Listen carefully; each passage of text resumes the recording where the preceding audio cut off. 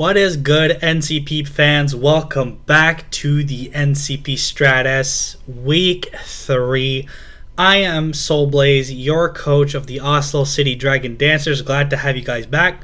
Before we get into this video, I just want to make a quick disclaimer that there has been some changes with how I do the graphics, and it's just because if I don't think I'll be able to catch up on time, and I have a lot on my schedule, a lot on my plate, so I apologize for that in advance. So the quality is going to be looking a little different, but I'm still going to make sure that you guys see the full matchup and see everything you need to see and get all the info that you need. But without further ado, make sure to like, comment, subscribe if you like the video, and all your support is greatly appreciated. And go follow me on Twitch as well, where I stream very often, twitch.tv/soulblaze with an I between the A and the Z. All right, I think that's right. Yeah. So let's get into it. As you see, we have the team here. Let's get on with the match. Well, not with the match, with the prep. So our first Pokemon, as you can see, we're facing MTY Gray and his Oklahoma City Dynamos, I believe. So that is going to be versus Regieleki, and that's really scary for me, because I have electric terrain, which really enables it, because it already hits like a truck because it's electric type. That's stab on electric moves. It has an ability called Transistor, which gives it another 50% boost on electric attacks. And its move pool is really shallow. It can pretty much only run electric attacks. It can run some other stuff, but mostly electric attacks. And then is the fact that it gets Rising Voltage, which is a double power in electric terrain, on top of the fact that it gets boosted another like 30% in terrain, which means that if he goes Choice Specs Rising Voltage, he will one-shot my entire team.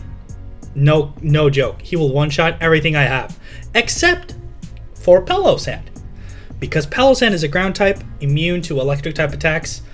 That's kind of like the last bastion versus this team for Regieleki, because it will really just nuke me. It will nuke on resist. It will probably like 2-hit KO on quad resist. And not that I have a quad resist to electric as far as I can see, but it just blows me out the water, literally, because electric is super effective against water. Like, comment, subscribe. Yeah, so Regieleki kind of blows through me. And if that wasn't enough, we also have to deal with threats like a Mega Medicham that punches hole on the physical side, Landorus T, which is always a problem, especially now without hidden power, because you have to run coverage for it.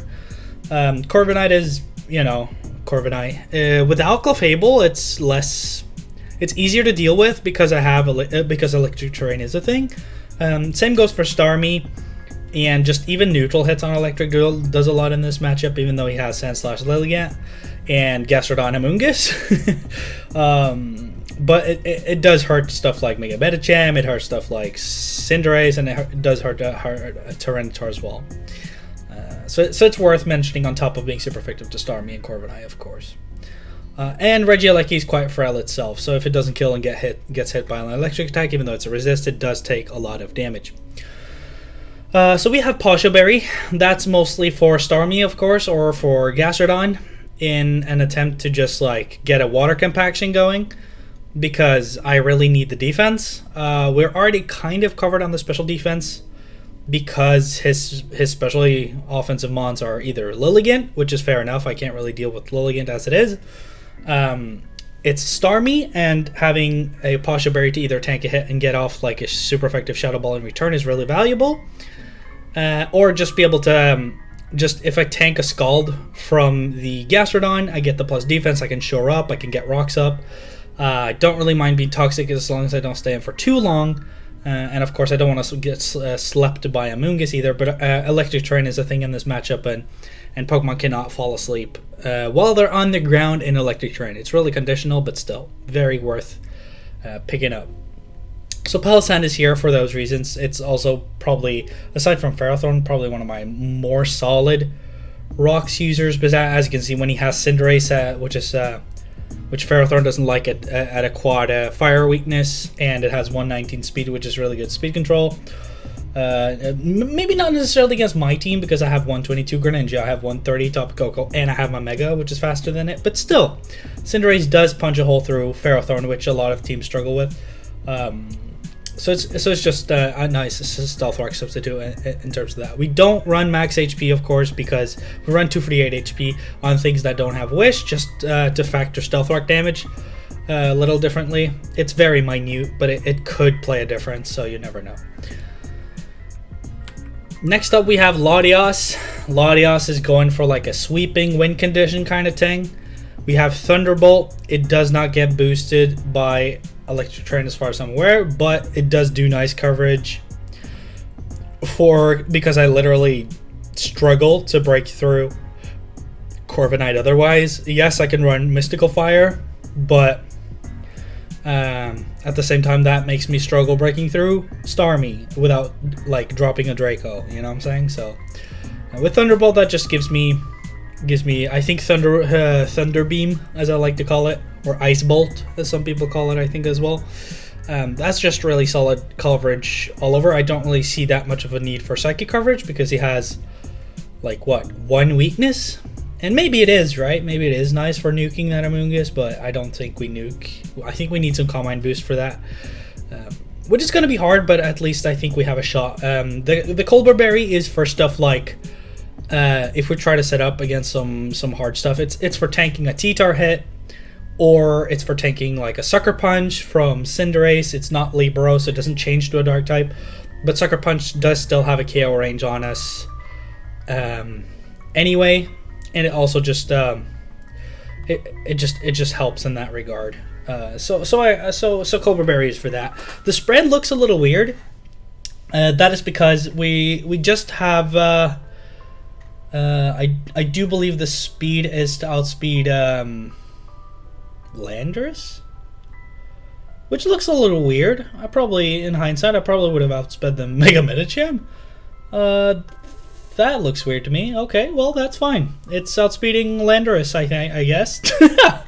Definitely should have outsped the Mega Medicham in hindsight. Okay, well, we learn something every day. But it's max special attack, and it's got that plus in defense, because I do believe with the Colbur Berry and some defense on my side and Calm Mind covering the defense, because it does give me special defensive boost, I think I can manage a little bit as like a late game kind of thing. Or, you know, I don't have recover, so I kind of just have to just risk it once and just highball it, maybe get off a Draco and that's it. Or, you know, it's going to be hard for Latios, but I definitely would have outsped Mega Medicham in hindsight.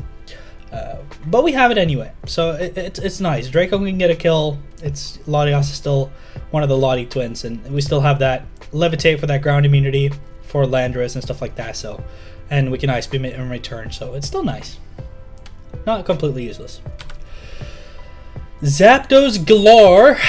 It is a Scarf variant. Yeah, here we don't consider the fact that I can get knocked off and not have Scarf, and then I have to risk a speed tie versus Mega Medicham, which, you know, you could definitely go for that route. But with like here, I just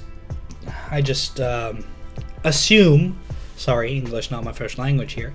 I just assume that my Choice Scarf will stay on, and so it outspeeds Landorus as well. What's nice about Zapdos Galore is that if he tries to Intimidate swap me to lower my attack, Define counteracts that and gives me +1 instead, because it usually gives you 2 stages, but it doesn't negate the -1 from the Intimidate, so they kind of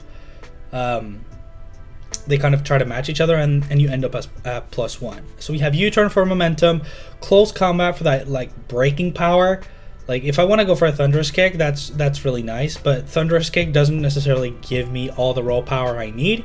So close combat is for when things are in range to die from close combat, and Thunderous Kick is more for covering switches, or maybe like if something is low and it's in Thunderous Kick range, I can click Thunderous Kick because it doesn't have a ghost type, and then it does do minus defense on the switch in, and then I can go for another one and another one and another one and kind of just do that route.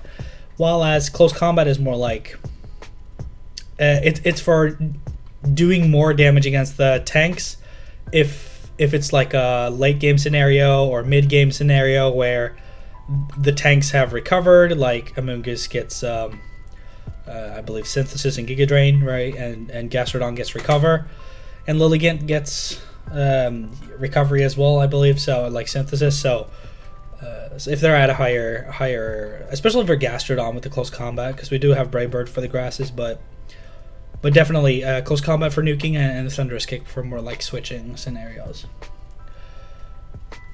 Next up, we have our Mega Beedrill.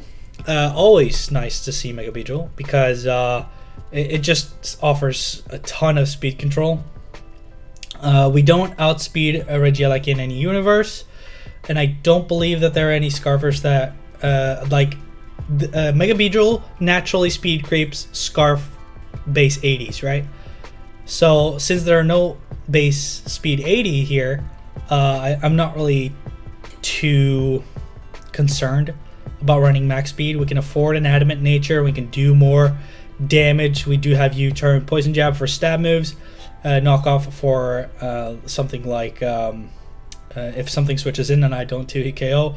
It's also just nice for making sure I just do some damage to Corviknight should it appear. But yeah, the item removal is so crucial as well because things often want to run Choice Scarf to outspeed Mega Beedrill. So if I can knock off something, and Protect is also there for Choice Scarfers, it's to lock them into a move, and then I can see if they lock into a bad move predicting I swap, then I can stay in and go for a knockoff and get their Scarf or get their item on a switch. Or if it's a good move against Mega Beedrill, I know it's coming, or they swap, which limits their options, and I can play it accordingly. So I do believe in Protect on Mega Beedrill being a really strong and solid option, if you can afford it to not run like Drill Run in some scenarios, right? Yes, next up we have Incineroar with Intimidate, which really helps against like Mega Medicham and Cinderace and Landorus and Tyranitar, because we do have that cross chop for T-Tar. I did not want to run close combat because that does minus my defense, and Incineroar gets outsped by Tyranitar with speed, Sandslash with speed, Corviknight, or even if even since I don't run speed, it gets outsped by Tyranitar, Sandslash, Corviknight, Lilligant, Landorus, Mega Medicham, Starmie, Regieleki, and Cinderace, right, as you can see on the board there. So it just, I don't want to minus my defense. I want to make sure I can still hit and stay sort of tanky to live more hits, because Incineroar tanking some hits in this matchup is really, really, really crucial for me. So that's how it goes. We have Flare Blitz for the grasses, we have knockoffs for stab and item and for covering things like Starmie, and then we have Flare Blitz for just neutral hits against like Landorus and Mega Medicham and Corviknight for hitting Corviknight super effective, and yeah, and then hopefully we get a cross chop on the T-Tar or something like that. Also quickly worth mentioning that the Shoutout Berry is to live a hit from like high jump kick Cinderace, or maybe one Mega Medicham hit if it has been intimidated, and try and get some solid damage in return, because switching into those is going to be hard for me. Last but not least, we have Top Boot Coco. Heavy duty boots. I just want to make sure that this can remove hazards for me, because I don't want to deal with hazards. T-Tar or Sandslash Stealth Rock or Lando Stealth Rock is really annoying for Mega Beedrill, who has to hold its Beedrillite, so it cannot run stuff like heavy duty boots.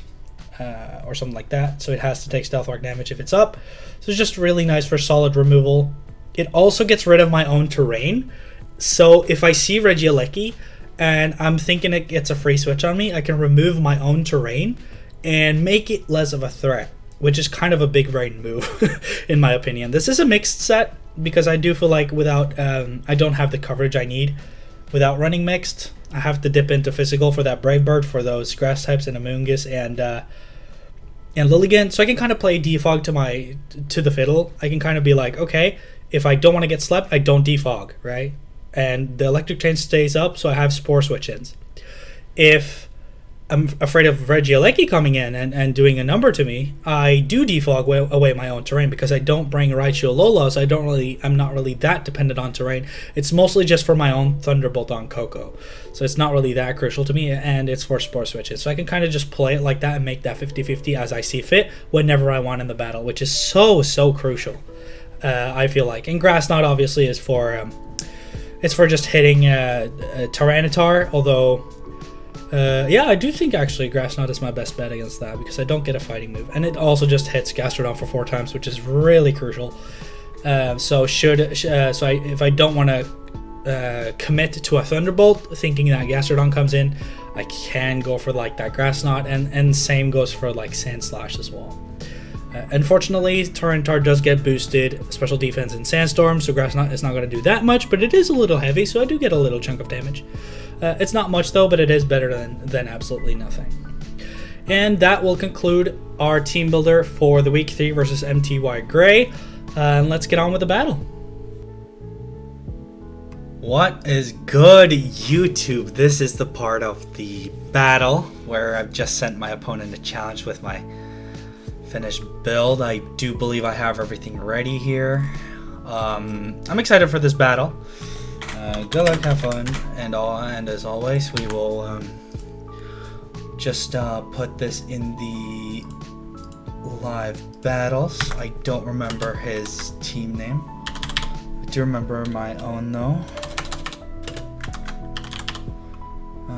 What is his? He's the Oklahoma. Yes, Oklahoma City Dynamos. There we go. Just making sure we do that, and then we transition back, of course. Here we go. So this is the battle for week 3. I am excited, but I'm nervous. Very interesting. If we look at the matchup, I pretty much expected most of these. I'm surprised to see no Regieleki, but that does help me out because of Tapu Koko's Electric Surge, and I don't have to worry about it, thankfully. But I did have to bring Palossand for that anyway, so Palossand does less in this matchup and is more sacrificable. But as you can see, the combination of Ground on the left side and Ghost on the right side hits for a lot.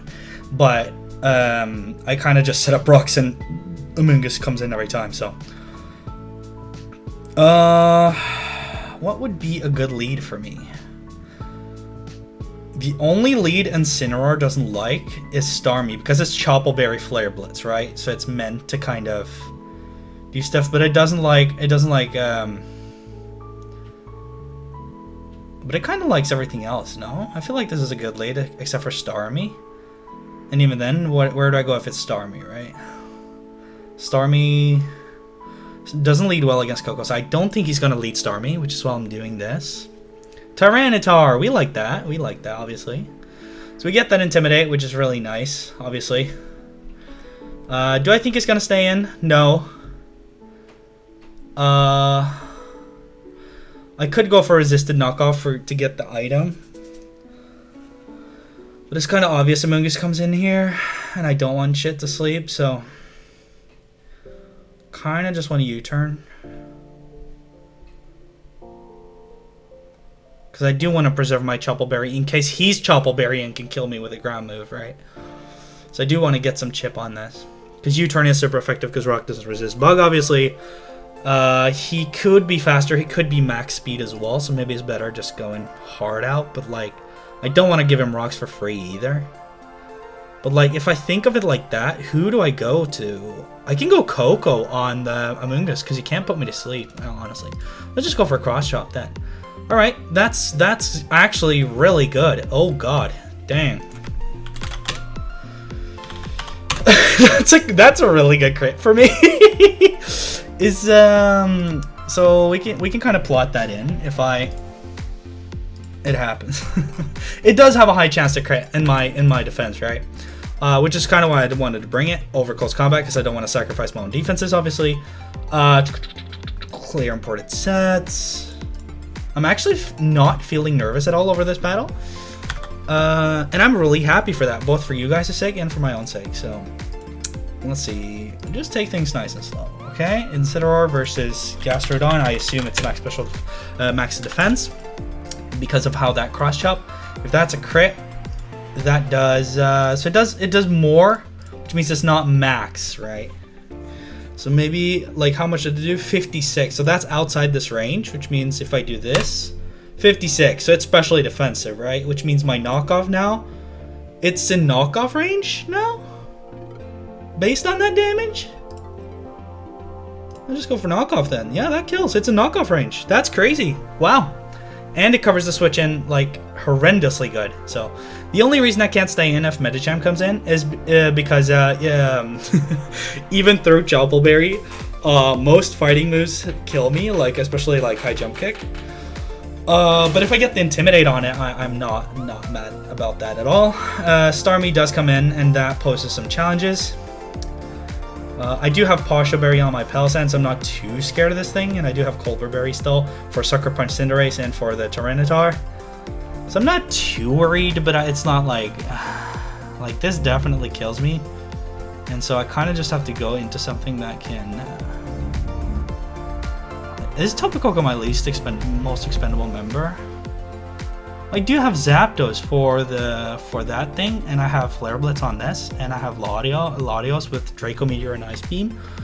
So I'm not particularly that scared of stuff.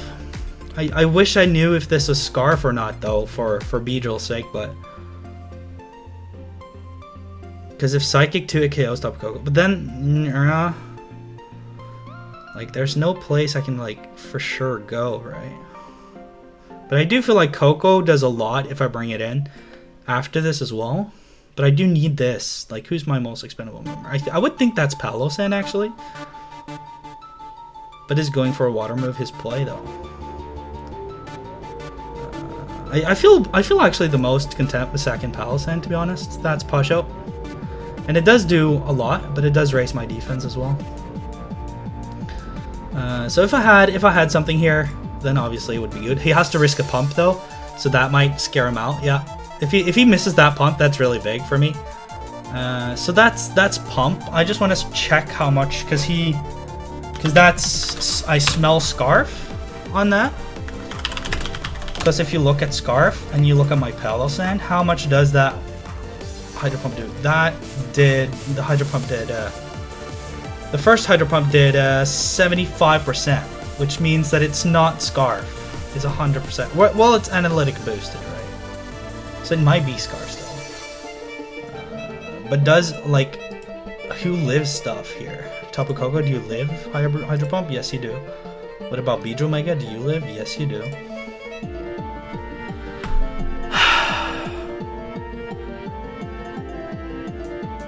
How much does a Zapdos Galore U-turn due to this? It does a lot, but it's not kill range just yet, right? Which is unfortunate. I do feel kind of content going here. Because if he goes Amoonguss, right? And this is terrain boosted as well. Dead, yes, beautiful. I have so much pressure. T-Tar? That should be fine. The thing is, like, how much does Grass Knot do here? Because I do have Grass Knot on it for this. But then again, it might be Rock Polish weakness policy, so I just want to see. So it doesn't do that much.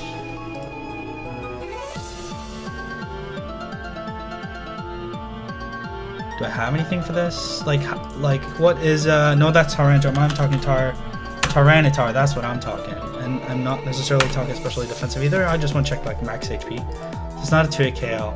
So if this is max speed and Rock Polish, because it could be weakness policy, which is fair, right? I just want to check, does my Scarf Zapdos Galore still go before? It does not. So if I mess this up and activate its weakness policy, it could be really bad. Which is why I'm kind of tempted to go with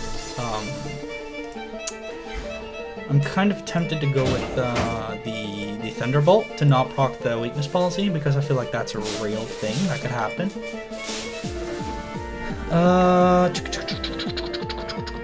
Because I'm kind of like, what is this? This is use case. I do have Zapdos and I do have Latios still, and even Poison Jab from Beedrill does do a lot. But I do want to keep the terrain though. That's what sucks. You know what I'm saying? So I do have Cobra Berry on this. Do I just not go for the Calm Mind Gambit?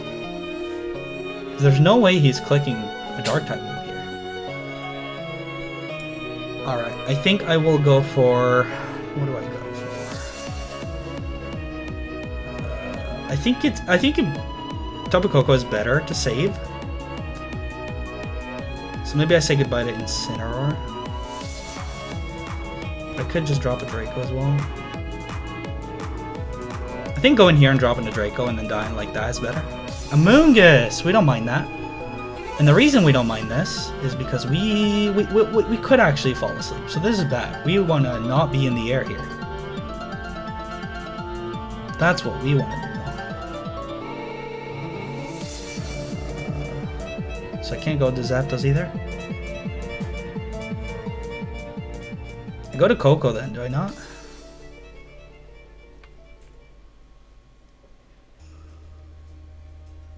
He's gonna be mad scared that I did that double.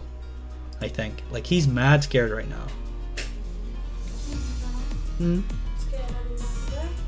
It's recording.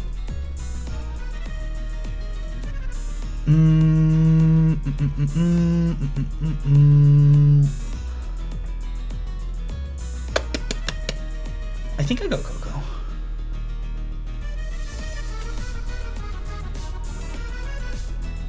I think I go Coco. It's just I don't want to fall asleep. Like, he can probably live something. And I think Coco is a better position here. Back to T-Tar we go. This time he might overpredict though. Is he that scared?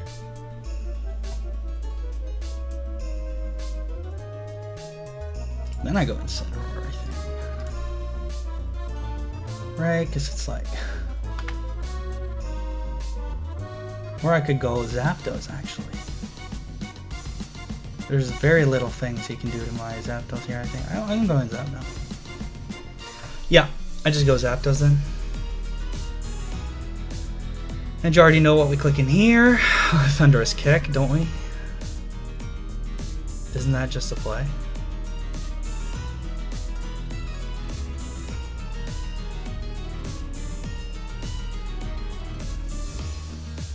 Moongus, Big Gus, minus defense on that. We love it.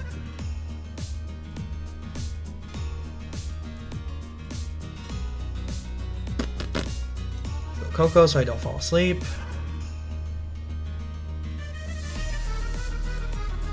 You don't mind this because now he doesn't have the sand. I didn't calc this actually. If this is without sand, none. How much does my Coco do with the grass knot then? Because it's not sand. It does do a lot more. And he was just willing to rip the EQ though, you know what I'm saying?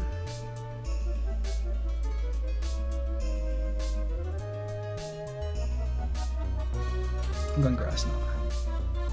It's decent damage. Power up punch, that's fine.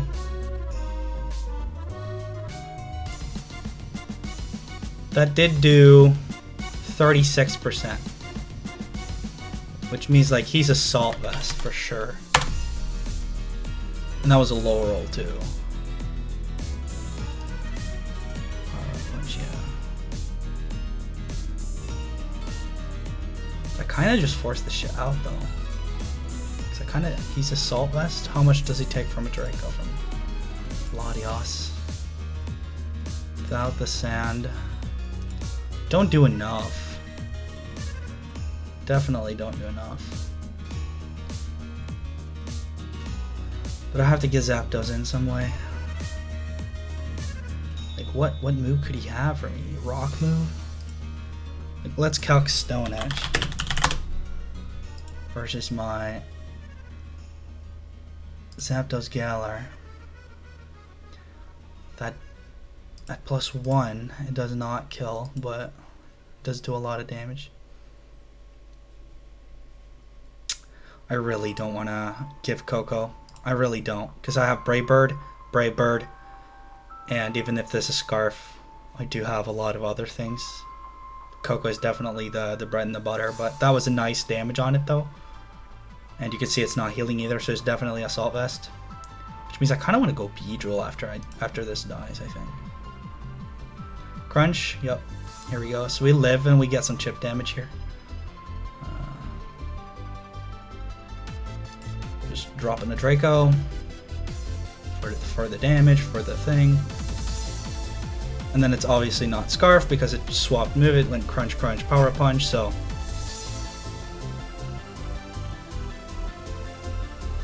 yeah, we easily go here. Look like U-turn. Mega Beedrill, bring it back, baby. Let's go. Because it's super effective. I kill this. If it goes Amoonguss, I do so much damage. Yeah. And I get to just do whatever I want. How much does Cinderace do to me, though? Because that has to be Scarf Cinderace, or else he has, like, nothing for me. And even then, that's a lot of damage. How much does... no, I think that's it, right? Or do I go here and start Brave Birding shit and Thunderbolting? Because how much does Tapu Koko? And like that's a lot of damage. And I'm faster than other.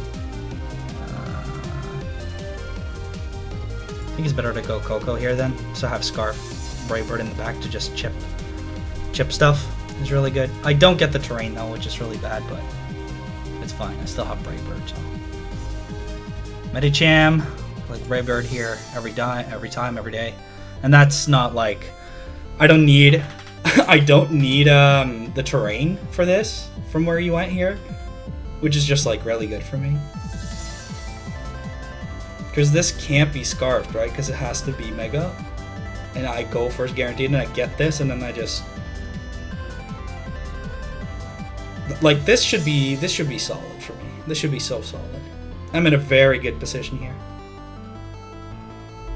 From so far, I'm in a very good position here. Like I'm in a super good position here. Because I go for this Brave Bird and it's guaranteed. Like it's, even if it doesn't kill, I don't care if it kills or not, actually. I'm that based, I don't care if it kills. Like it doesn't, like it has a very low chance of killing. Look at this. 6%, like I take that every day. Zen, that's fine. Right? And then you're like, okay, well, and then we could even go as far as just like, okay, what happens if I go Beedrill Mega? And he goes Bullet Punch. That's half my health, that is, which is really not that good, but I got at the same time, I just go Scarf. Because Scarf, that should kill Cinderace now. Oh, Lord. Zapdos Galore, and then we go, yeah, because I win this no matter what if I go Zapdos. And I just click Brave. I'm just click Brave Bird, bruh. I just click Brave Bird. He can, like, Bullet Punch, that's fine. Like, even here, that's dead, and now I can sack Intimidate. I can sack my Intimidate Incineroar for the Cinderace. And then he just... like he just doesn't beat Mega Beedrill though. Or I'll have to be careful. I'll have to see, because how much does it do to Cinderace? Doesn't kill Cinderace. So I have to be a little careful then. But I just, if it's like no matter what, like if it's Amoonguss, right? Does that live? It kind of just does live. Okay, so we go Incineroar here. Intimidate that. Beautiful. Fireball. We resist that, and we have Shoutout Berry here. And so we just knock off. Yep. And now we Flare Blitz. Kill that. Yeah. And we go knock off. That should kill. No, it doesn't kill. Okay, beautiful. So that's not Scarf now. Yep. And now we win. Yep. Now we win, because he does now speed Mega Beedrill now. Yep. And now we just go for 100% move. Like Poison Jab, like that. Like that kills an enemy universe. GG's. And that's a victory for us, baby. Let's go. We played that good. We played that good by bringing Grass Knot on the Tapu Koko, by bringing the Shoutout Berry Incineroar there to get rid of the Scarf was really nice, and Scarf Zapdos was really good. I'm really proud of my prep for that battle, because Calm Mind Latios does do a lot as well. I do regret not bringing a Psychic move, but I don't feel like I had the coverage for that. So that's going to be it for this video. Thank you guys so much for watching this week. Hopefully you'll come back for next week, and I'm just excited for this next week as you are.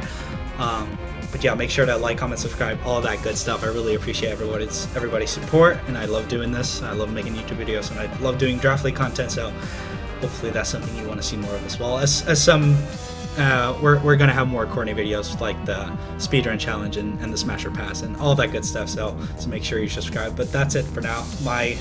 This has been your boy Soulblaze, and as always, thank you guys so much for watching. Take care of yourself, take care of your family. Peace.